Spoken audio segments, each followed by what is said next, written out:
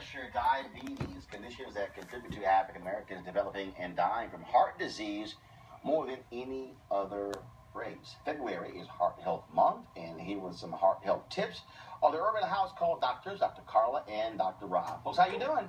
Well. All right, then. So what y'all got? Y'all got props and everything here, so what we talking about? We're talking all about heart health, as you mentioned, Roland. And the reason we want to bring this to the attention of the viewers is because as blacks, as African Americans, we have higher incidences of all the chronic medical issues that lead to heart disease. You mentioned diabetes, high blood pressure, high cholesterol. We have higher incidences of these diseases which lead to heart disease. And in turn, we have higher incidences of death as it relates to heart disease as well. So we really wanted to bring that to the attention of the viewers and really help them with some tips as to how to maintain a healthy heart. Well, and first of all, when we say heart disease, we're not specifically talking about just heart attacks, and so take us through that in terms of how broad that is. That's right. Heart disease is very, very broad. It can range from heart attacks. It can range from congestive heart failure, also sudden cardiac arrest, which is why we're talking about CPR today, which is something that can really happen as a result of a lot of the diseases we were talking about. The heart becomes diseased, you have sudden cardiac arrest,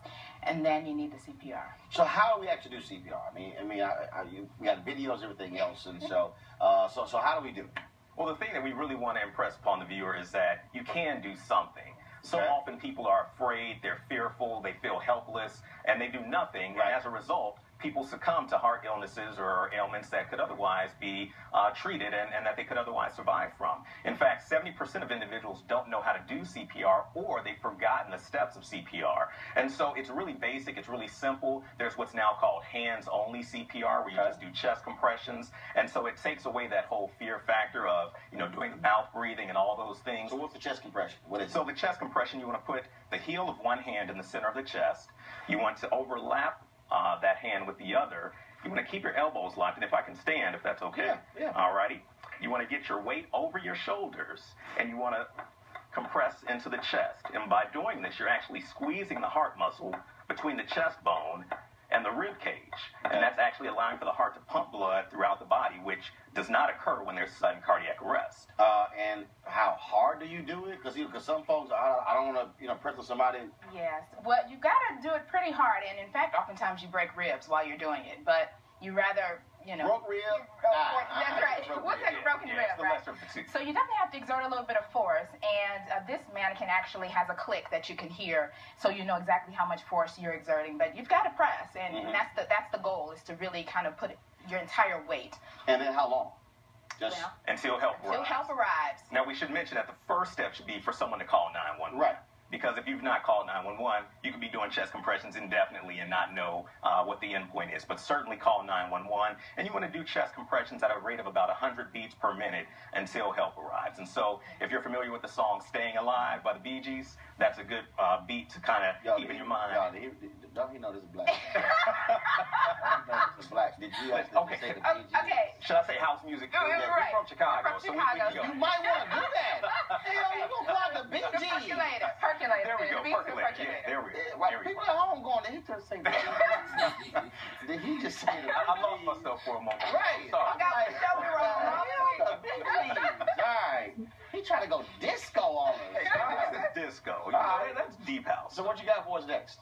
So the other thing we have here is what's called the automated external defibrillator. And these are found in most public locations, whether it's a hotel, church, the mall. And this is really key in helping with survival from sudden cardiac death. And so certainly the chest compressions help to buy that time until additional help arrives. But this is critical in resuscitating a heart that's otherwise stopped. And are public venues now required to have those, or is it still voluntary? It's still voluntary, although it should be required. And we're finding that a lot more sporting arenas, even churches, community groups, college campuses are having these on deck, and we do recommend it. We do. It's very simple to use. What does it cost?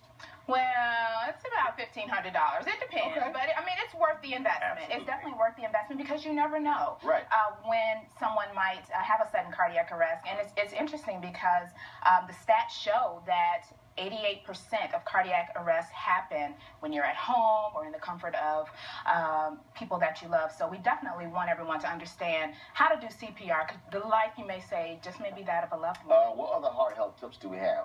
You a graphic?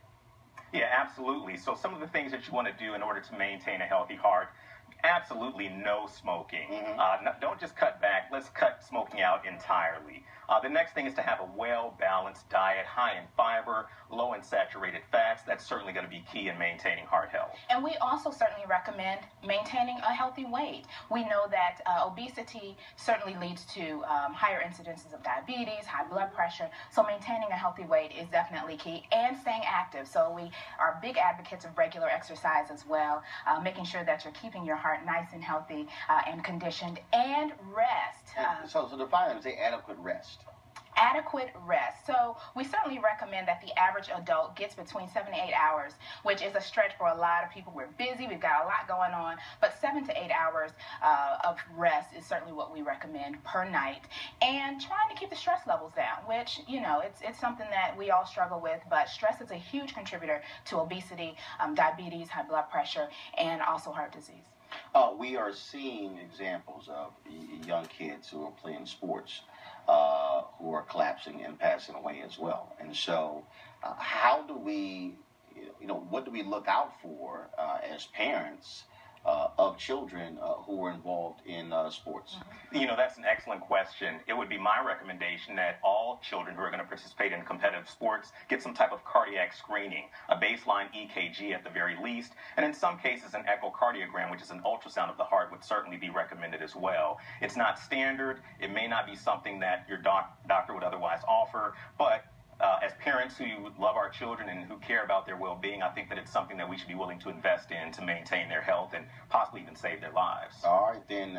And beyond the chest compression, is that pretty much it? Or do folks still recommend breathing them out, tilting the head? I mean, like all the different directions folks have. We do. There is a full-on process to CPR, but most people are intimidated by the process. Right. They're not quite sure, am I doing it right? So they, in turn, do nothing. So the American Heart Association is recommending just hands only, just so you can do something until help arrives, until the AED machine arrives via the paramedics, and you can, potentially save a life that way. All right, cool. So I appreciate it. Thanks so much. Thank you. Thanks for having me. All right. Leave here and listen to the BG. All right, coming up next on News.